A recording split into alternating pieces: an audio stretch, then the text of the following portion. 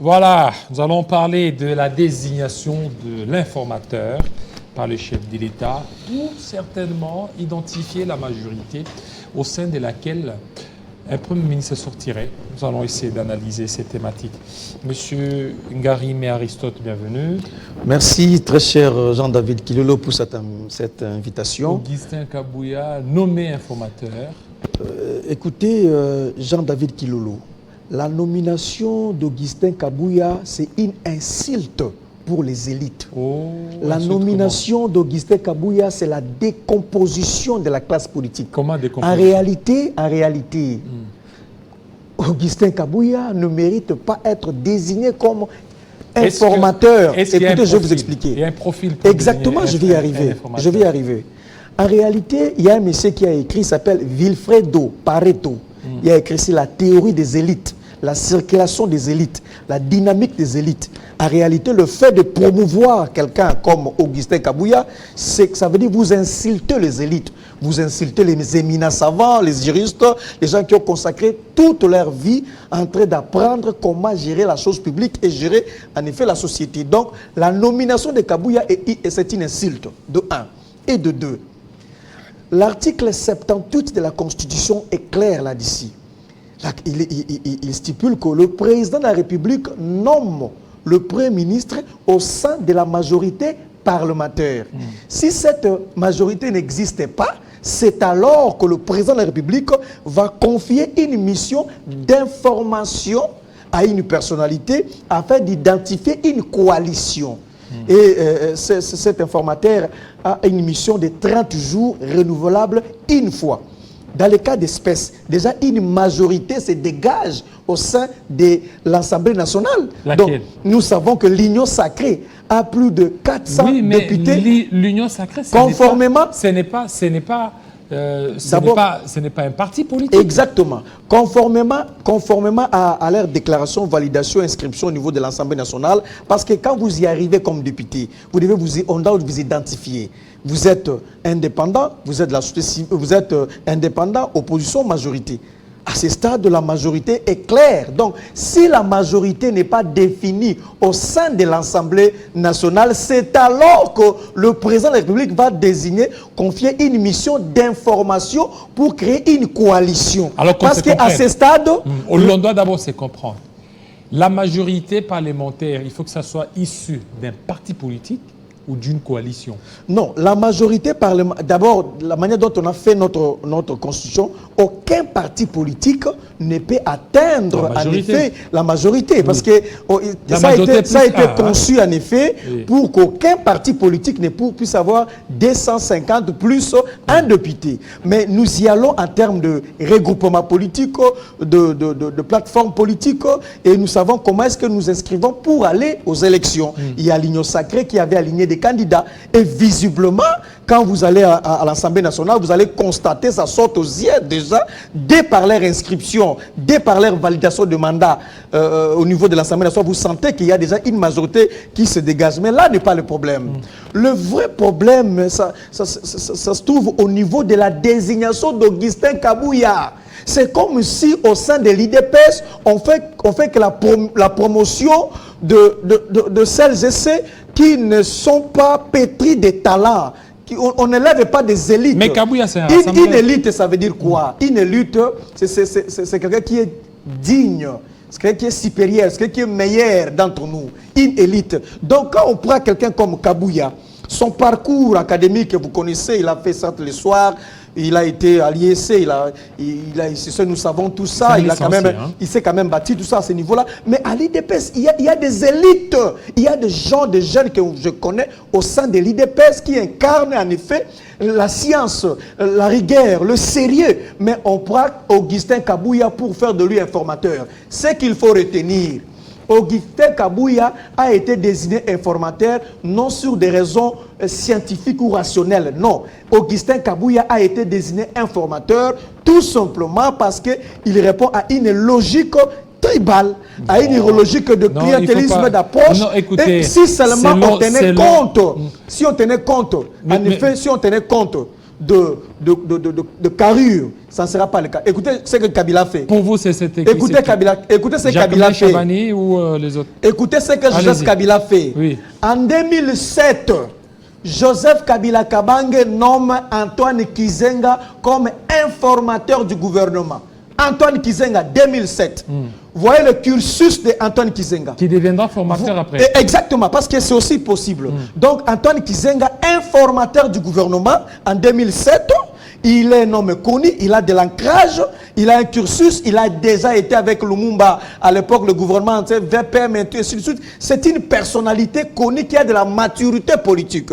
Et il deviendra en effet formateur du gouvernement. Puis, en 2012, Charles Mwando. Joseph Kabila Kabange nomme Charles Mwando Simba. Il le nomme informateur du gouvernement. Je ne vous apprends rien sur le parcours politique de Mwando Simba. Il a été à Chabalaba, il a été ministre à l'époque. C'est une personnalité connue, pétrie de talent. En réalité, un informateur, c'est quelqu'un qui a c'est une personnalité connue, qui est politiquement, mature. C'est écrit nulle part, non? Non. La Constitution parle d'une personnalité. Quand on parle d'une on n'a pas défini. On n'a pas défini. En politique, quand on parle d'une personnalité, il y a plusieurs définitions qu'on peut donner à ça. Parce que tout le monde peut se dire, je suis une personnalité politique. Mais quand vous allez en profondeur, quand on parle d'une personnalité politique, cela suppose quelqu'un qui a à son actif un parcours qui est pétri de talent, qui connaît l'histoire politique, le rouage politique. On ne prend pas un néophyte comme Kabouya, quelqu'un qui vient à peine d'arriver sur son premier mandat, et c'est à peine qui sait de tâtonner, tout ça pour être... Donc, la nomination d'Augustin Kabouya, c'est tout simplement du clientélisme, ça ne répond à aucune logique. Écoutez, on nomme Augustin Kabouya comme informateur, il passe à la radio Top Congo, on lui tend le micro.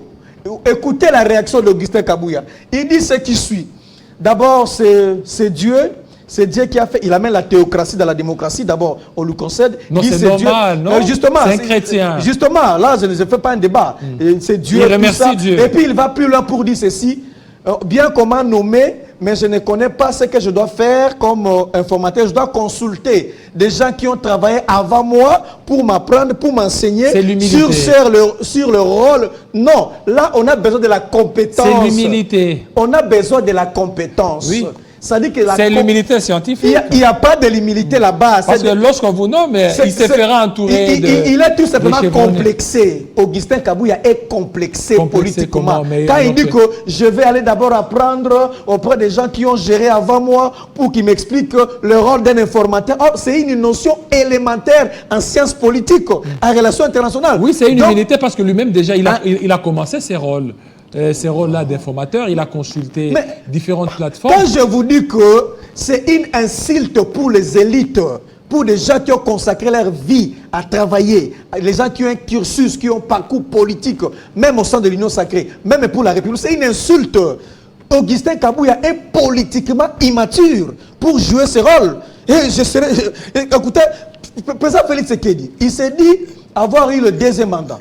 Et la première nomination de président de la République, c'est la nomination d'Augustin Kabouya. Donc c'est Augustin Kabouya qui conçut la première nomination du président de la République qui s'est dit avoir eu qui réclame avoir eu le second mandat. Donc c'est tout simplement parce que c'est une insulte pour les élites. Augustin Kabouya ne mérite pas ce rôle-là par rapport à son cursus. Il n'est pas compétent politiquement. Vous êtes beaucoup plus basé peut-être sur la jurisprudence ou sur la théorie. Alors que nulle part dans la loi, le président n'a pas péché, le président n'a pas enfreint les règles en la matière, d'autant plus que la Constitution n'a pas donné les cursus qu'un informateur devra certainement suivre. La Constitution parle d'une personnalité politique. Voilà, je suis ici en même vous aussi, vous êtes une personnalité politique. En effet, je suis ici en politique et en sciences politiques. Lorsqu'on parle d'une personnalité politique, il y a plusieurs définitions, il y a plusieurs compréhensions. Il y a notamment le cursus de ces derniers, mais pas nécessairement. Le parcours de ces derniers, les compétences de ces derniers, ce que ces messieurs peuvent faire. En fait, j'aurais souhaité qu'on puisse nous expliquer en dehors l'aspect tribal et géographique, qu'est-ce qui a milité pour qu'on puisse désigner Augustin Kabouya? Donc, je vous ai présenté ici les gens que Kabila a nommés par le passé. Et même je vous ai parlé de Antoine Kizenga. Je vous ai parlé de Mwando Simba. C'est ça la personnalité politique. Déjà qui connaissent le rouage politique. Et lui, il vient à Augustin Kabouya connaît le rouage, non? Il est en train d'apprendre. Mais il connaît le rouage politique. Je répète. Il connaît les rouages. On a vu, Kabouya, il a été au niveau des centres. Augustin Kabouya. Il a été avec l'UDP, ça n'a pas commencé aujourd'hui. Augustin Kabouya a eu à côtoyer plusieurs personnalités. Augustin Kabouya a assisté à plusieurs assises où on a fait appel à l'UDP. Il a cette expertise. Augustin Kabouya est en train d'apprendre. C'est un apprenant. C'est un néophyte. Il apprend. Alors on lui bombarde d'informateurs. Alors qu'au sein même de l'Union sacrée, là, il y a des élites. Quand je veux parler de Vilfredo Pareto, la circulation des élites dans la société, nous ne sommes pas tous des élites. Il y a des élites et des non-élites. Alors Kabouya, en réalité, sa nomination frise ou insulte même les élites. Il faut une personnalité. En politique, on ne pas dire une personnalité politique, c'est pas un mini-fretin qui est là en train d'apprendre avec son premier mandat, tout ça. Et puis un discours vide qui dit que je dois encore aller apprendre auprès de plus, X, Y. Un informateur, c'est juste 30 jours ou 60 jours. La Constitution dit ceci. 30 ou 60 jours. Mais il a un rôle important. Oui. C'est une mission. Probablement 60 jours. Est-ce que là, il faut une personnalité de pointe? C'est une mission éminemment politique qui peut déterminer la suite des événements. Être informateur. Donc ça dit beaucoup. C'est éminemment politique. C'est lui, en effet, qui doit identifier la majorité au sein de l'Assemblée nationale. Alors que j'ai évoqué l'article 78 ici, il n'y en a pas raison. Donc il a quand même été désigné informateur. Je vous dis que c'est une insulte, pas Kabouya. Il y a des gens intelligents au sein de l'IDPS que je connais. Il y a même de jeunes intelligents, des gens intelligents que je connais au sein de l'IDPS. On peut me faire confiance, mais pourquoi Kabouya? Parce qu'il est de mon ethnie, parce qu'il est de ma province, non, parce qu'il est du parti, parce qu'il est ainsi de suite. Est-ce qu'aujourd'hui, cette nomination, tout simplement. Cette nomination, la toute première, vous l'avez dit, du président Félix Tshisekedi pour son deuxième mandat, une nomination au sein de l'UDP, c'est que l'on doit s'attendre à des nominations UDPS. Mais je vous ai dit ici, ça c'est une parce qu'aujourd'hui, UDPS est majoritaire à l'Assemblée nationale, majoritaire à la ville-province de Kinshasa, majoritaire dans d'autres provinces. C'est qu'il faut déjà s'habituer à ça. En réalité, avec l'IDPS, c'est le retour de parti-État. Parti-État. Parti-État, en effet, impair. IDPS ou rien. L'IDPS s'impose dans toutes les nominations. Il faut d'abord IDPS. IDPS ou rien. IDPS n'a pas cette philosophie de concéder, de laisser aussi la place aux autres. Mais il y a d'autres partis qui sont aussi là. La promotion de... Il y a AFDC, il y a l'UNC. Voilà. Yeah. Joseph Kabila Kabanga fait confiance à Antoine Kizenga. Vous voyez, Joseph Kabila Kabanga a été un homme ouvert. Vous voyez, mais IDPS, c'est de la dictature. C'est le retour de parti-État. Je vais vous dire, vous serez surpris. Tous les postes JT, tous les postes importants, ça sera IDPS. Et AFDC, restez d'abord à côté. INC, on va vous rappeler après. Autre regroupement, on va vous rappeler. Donc c'est IDPS qui impose sa philosophie. Mais ils veulent s'assumer. Là, ça touche, maintenant, ça frise, ça choque les autres. Et puis, c'est comme si vous donnez un coup de dire à la démocratie où il faut laisser les autres à jouer le rôle. Oui, un peu ça. Oui, mais ils veulent s'assumer parce que c'est leur dernier mandat, constitutionnellement parlant. Ils veulent présenter au peuple les bilans que c'est l'UDPS qui a été au pouvoir. Ils ne veulent pas qu'à la fin de ce deuxième mandat dire non, c'est un bilan partagé. Ils veulent d'abord eux-mêmes donner beaucoup plus du poids à leur mandat. Je peux vous choquer. Vous savez qu'en termes d'organisation de partis politiques, vous savez que même AFDC, INC, les deux partis-là sont mieux organisés que l'IDPS. C'est vrai. Je vous dis, en termes d'organisation, d'implantation, des travaux sur le terrain. Je ne suis pas de l'Union sacrée. Je vous dis, AFDC est mieux organisé que l'IDPS. Mais l'UDPS, c'est plus de 40 ans. Hein? Non, ça c'est un discours. Même INC là est mieux organisé que l'IDPS. Mais maintenant, l'IDPS, par la magie que nous connaissons, s'est octroyé des députés. Et maintenant, l'IDPS veut tout gérer. Vous allez voir un premier ministre venant de l'IDPS, un informateur déjà de l'IDPS, le ministre de l'Intérieur de l'IDPS, ministre des Affaires étrangères de l'IDPS, tous les postes importants. Le président de l'Assemblée nationale. De l'IDPS, Sénat également, l'IDPS. L'IDPS va s'accaparer de tous les postes. Donc, déjà, on a commencé à les autres vont occuper la deuxième position. Attendez d'abord. Donc, c'est ça justement. C'est pourquoi la nomination d'Augustin Kabouya, c'est une insulte pour les élites. Pas celui-là, il est mieux pour rester avec le militant, il est mieux pour encadrer la base, il est mieux pour garder la force du progrès. Mais il est député. Vous savez, quelqu'un qu'on a désigné informateur, il dit tout haut sur Top Congo que je ne connais pas ce que je vais faire, je vais d'abord consulter ceux qui ont travaillé avant moi pour qu'ils me disent. Alors malheureusement pour lui, tous ceux qui ont été nommés informateurs avant lui sont déjà morts. Antoine Kizenga n'est plus vivant. Il va consulter qui? Il y a des archives. Mwando Simba. Il y a des archives. C'est très grave. Il y a des archives. Alors il fallait lire. Il va aller lire d'abord. Il faut qu'il puisse aller lire, comprendre tout ça. Il dit que je vais consulter ceux qui ont géré, ceux qui ont occupé cette fonction avant moi. Il n'y en a que 2, mais ils sont tous morts. Vous allez faire quoi? Il y a Mwando Simba et Antoine Kizenga. Donc en réalité, c'est ça la nomination de Mais l'IDPS. on a vu le travail. C'est ça le problème. Mais on a vu, parce que vous êtes en train de parler de la personne, du profil de Kabouya, mais n'oubliez pas que Kabouya, c'est un rassembleur. On l'a vu, il est allé voir la plateforme PCR, il est allé voir le Premier ministre Samalou Kondé, il est allé voir les autres. Tout ça, c'était un prélude de cette nomination. Je n'entre pas dans leur cuisine interne. Non, quand vous prenez Union Sacrée, avec toutes les personnalités qui sont dans cette Union Sacrée, vous voulez me dire que la personne la mieux indiquée, c'est Augustin Kabouya pour qu'il soit informateur? Il y a d'autres raisons. Je vous ai dit ici, il y a des raisons tribales. Il y a une raison tribale. Non, mais vous ne voyez pas qu'il est rassembleur. Il a su. Rassembler. Aujourd'hui. Je vous dis que vous savez que même au sein de l'IDPS, il est contesté. Augustin Kabouya est fortement contesté dans l'IDPS.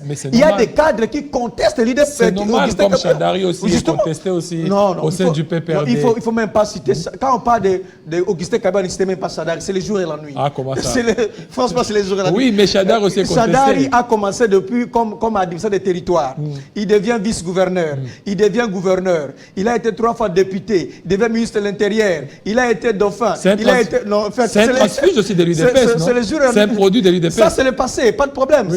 Donc, il a encore les gènes de l'IDPS. Ça, c'est pas un problème. Alors, mais il ne comparez pas Augustin Kabouya et Chadari. C'est le jour et la nuit. Oui, mais au même niveau... Augustin Kabouya, il sera jeûneux. Hein? Non, mais au niveau du PPRD, il est aussi contesté comme... Il gère le parti. Il gère le parti. Le parti est là. Nous sommes maintenant dans la résistance. Nous sommes dans l'opposition. Très affaibli. Nous sommes dans la résistance. Très affaibli. Il faut accepter... Très affaibli. C'est parce que le régime en place prône la dictature. Le régime en place ne veut pas que l'opposition puisse vraiment travailler. Raison pour laquelle on nous arrête à tout moment. Il y a même un de mes camarades, un communicateur qui est présentement à Makala. Il s'appelle Nestor Kipalamoto. Pourquoi? Parce qu'il a osé simplement dénoncer l'incompétence, le dysfonctionnement de ces régimes. Kipalamoto et à Makala arrêtés. On a arrêté nos camarades, je peux même citer le Jimmy Kitenge. Même moi qui vous parle ici, ne soyez pas surpris qu'après cette émission, que vous apprenez que je suis déjà arrêté à l'ANER, que je suis à Demiap, je suis à Makala. On peut aussi m'arrêter à tout moment. C'est ça, on fait tout pour diminuer l'opposition. On fait tout pour que nous ne puissions pas jouer un rôle, alors que la démocratie, c'est l'opposition, c'est la majorité. Mais jouer un rôle, c'est vous-même qui avez boycotté les élections, alors que les élections étaient ouvertes à tout le monde. Question. Hein, vous aviez refusé d'y aller. Jean-David Kilolo, aujourd'hui, nous devons dire que Joseph Kabila Kabange, c'est un homme constant et c'est un visionnaire. Joseph Kabila Kabange, c'est un visionnaire. Pourquoi? Il avait déjà dit, il a dit que ce processus ici, ce n'est pas un processus transparent. Déjà, la manière dont on a mis en place le bureau de la CENI, ça pose problème. Donc il y a déjà des discussions. Il nous a instruit, Joseph Kabila Kabange, de ne pas venir, de ne pas s'inscrire dans ce processus parce que déjà le départ, c'était biaisé. Il a dit ça, Joseph Kabila Kabange. il est allé encore plus loin pour dire que même la Cour constitutionnelle que vous voyez là, cette Cour-là ne répond pas à la loi portant organisation et fonctionnement de la Cour constitutionnelle, n'y allez pas. Joseph Kabila Kabang était un visionnaire, était un savant. Tout ce qu'il avait dit, aujourd'hui, nous donnons raison à Kabila. Voyez-vous, tous les candidats qui sont allés là de l'opposition, qui sont partis là, le Moïse Katumbi, les Martin Fayoulou et autres, mais aujourd'hui, ils sont limités, ils vont faire quoi? Pourquoi ils ne sont pas allés à la Cour constitutionnelle? Parce qu'ils soupçonnent que la Cour n'est pas neutre, alors que nous avions dit ça avant même qu'il y ait les élections. Pourquoi ils n'acceptent pas les résultats de la CENI? Ils disent que la CENI a proclamé Félix Tshisekedi 73%, tout ça parce que ce n'était pas de la transparence. Alors que nous avions dit ça bien avant. Donc aujourd'hui, vous donnez raison à Joseph Kabila Kabange, au PPRD, à nous autres, parce que nous avions dit nous n'allons pas venir parce que le procès électoral est biaisé. Denis Kadima avait une mission claire. Sa mission était de venir déclarer que M. Félix Tshisekedi a gagné avec 73%. L'IDPS et Union Sacrée possèdent plus de 400 députés. Il a accompli sa mission. Oui, c'est la politique de la chaise vide. Joseph Kabila avait raison. Aujourd'hui, les opposants qui ont accepté d'aller postuler ainsi de suite, est-ce qu'ils ont eu gain de cause? Quelqu'un disait, nous allons changer à partir de l'intérieur. Nous allons d'abord aller postuler et à partir de l'intérieur, nous allons faire tout pour qu'on change les choses. Est-ce qu'on a changé? Demander à Mukwege, demander à Martin Fayoulou, demander aux autres. Est-ce qu'on a... Ils ont réussi à changer le système à partir de l'intérieur? Non. Quand Kabila avait dit, la Cour constitutionnelle, ce n'est pas une bonne Cour constitutionnelle. Cette Cour n'est pas neutre. On nous a pas... Donc, aujourd'hui, le PPRD, avec Joseph Kabila Kabange, nous sommes restés constants, nous sommes restés sereins, nous sommes derrière la philosophie de Joseph Kabila Kabange. C'est un visionnaire. Il a bien vu et nous continuons à faire la résistance. Aujourd'hui, vous ne voyez pas que vous êtes en train de vous effacer sur la scène politique congolaise parce que vous n'êtes pas là. Regardez, il y a des gens. Aujourd'hui, Inagossi a compris. Inagossi s'était dit, si je ne veux pas postuler, ma base risque de m'oublier. Et tous ceux-là qui n'ont pas postulé, vous ne voyez pas qu'ils ont sacrifié leur vie. Non, en politique, la politique, c'est aussi une question de choix. De décision politique. Il faut s'assumer. Nous avions dit non et nous assumons jusqu'à présent. Ce qu'il faut retenir, qu'on ne va pas nous oublier. Pourquoi on ne va pas nous oublier? Parce que le peuple constate que nous sommes du côté de la vérité. On ne donne pas de la crédibilité à ces processus. Même le 73% là, on n'y croit pas. Rien n'a été... Il n'y a rien de sérieux. Nous sommes plus sérieux devant le peuple, nous sommes plus considérés devant le peuple. On dit que nous sommes des gens sérieux, constants, parce que nous avons dit non, et au fil du temps, on nous donne raison. On ne va pas nous oublier. De deux, non seulement que nous allons faire la résistance à M. Félix Tshisekedi, mais il y a aussi le peuple qui va faire la résistance à M. Félix Tshisekedi, parce qu'il y a la pauvreté. Parmi les opposants de M. Félix Tshisekedi, il y a notamment la pauvreté, le chômage, l'insécurité à l'Est. Je vais m'oublier de saluer mes frères et sœurs de l'Est. C'est inadmissible ce qui arrive à l'Est. Donc je connais cette partie de la République. Ce qui se passe est inadmissible. Alors que M. Félix Tshisekedi avait promis, il avait dit que s'il ne résout pas le problème de l'Est, ça veut dire qu'il a échoué dans son mandat. Mais jusqu'à présent, il n'a rien fait. Donc, ce qu'il faut retenir, l'opposition existera et nous allons continuer à exister parce qu'il y a d'abord la constance qui nous caractérise, il y a la constance, il y a la loyauté, il y a la fidélité qui nous caractérise, il y a également l'opposition qui se matérialise à travers le chômage, le chômage, l'insécurité et tout ce que nous vendons en réalité. Mais c'est Félix Tshisekedi, il est conscient que le danger aujourd'hui, c'est le peuple, c'est le chômage et c'est le PPRD. Est-ce que l'attitude du président honoraire Joseph Kabila Kabange, ce n'est pas un suicide collectif? Il vous a laissé. C'est-à-dire que tous ceux qui étaient là, aujourd'hui, ils sont dans le chômage. Tout ce qu'ils ont eu, ça commence à s'effriter. Ça commence beaucoup plus donc, vous êtes là, piaka son piaka. C'est-à-dire que tout ce que vous aviez eu durant 18 ans, ça commence à s'effriter. Alors, ce n'est pas une technique un peu de Joseph Kabila pour aussi punir certains d'entre vous qui ne l'ont pas aidé. J'ai dit tantôt ici que Joseph Kabila Kabange, c'est un visionnaire. C'est un homme qui a une profondeur que vous ne pouvez pas imaginer. C'est un homme qui a une rigueur dans ses analyses. Lorsqu'il nous a dit de ne pas y aller, c'était un visionnaire. Et tout ce que nous voyons aujourd'hui, c'est normal, c'est les chaos, il n'y a pas eu les élections crédibles, ainsi de suite. Mais Joseph Kabila Kabange aussi, il ne nous a pas laissés. Nous ne sommes pas dans un suicide politique. D'ailleurs, il nous a dit que je ne vous conduirai pas dans un suicide politique. Il avait dit ça bien avant. Joseph Kabila Kabange, il sait ce qu'il fait, il sait où il va nous amener. Et je lui fais confiance. J'étais avec lui, je crois, l'année passée à Kingakati. Je parlais avec lui. Quand Kabila sort une phrase, quand Kabila vous conseille, quand Kabila vous donne une orientation, suivez ça avec une attention soutenue. Vous allez trouver de la sagesse, de la prudence et une vision. Mais ça traîne le temps. Non, justement, c'est ça. Vous savez, qu'est-ce qui s'est passé? Il y a des jeunes. Les gens croyaient que le malheur de ce pays, c'était le PPRD. C'était Kabila. C'était nous autres. Aujourd'hui, nous ne sommes plus aux affaires. Nous sommes en dehors de la gestion de la res publica. Avec le temps, avec le recul, on s'est rendu compte que tout ce qu'on disait sur Kabila, il n'était pas en soi la personne caricaturée par la presse et l'IDPS. On s'est rendu compte, le temps nous a donné raison. Il a fallu, on a fait un peu de recul. Nous avions accepté le divorce FC Cash. C'était d'une manière unilatérale. On a accepté. Aujourd'hui, on nous donne raison. Qui ne donne pas raison aujourd'hui à Joseph Kabila Kabange? Sur tout le plan, on donne raison à Kabila. La gestion du pays aujourd'hui, chers messieurs. Et regardez comment est-ce qu'on gère la République. La République est tombée très bas avec le taux de tribalisme, avec l'incompétence qu'on ne peut pas imaginer aujourd'hui, avec les désordres, la cacophonie, l'anarchie, la dictature, les désordres que nous voyons aujourd'hui. Mais du temps de Kabila, il y avait autre chose. Donc le temps nous a donné raison. Quelquefois, le temps donne raison.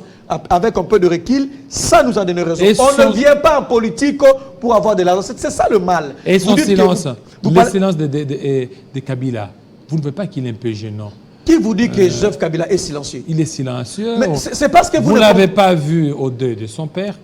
Non. Mais lorsque le président namibien est mort, on l'a vu au niveau de Namibie. Ça, il ne faut pas caricaturer ainsi. D'abord, qui vous dit que Joseph Kabila est silencieux? Joseph Kabila Kabange parle avec ses compatriotes, ses militants, ses lieutenants. Il parle avec sa famille politique. Il échange avec eux, il donne des orientations. Donc, en réalité, s'il est silencieux pour les autres, mais pour nous, Kabila parle, il nous oriente.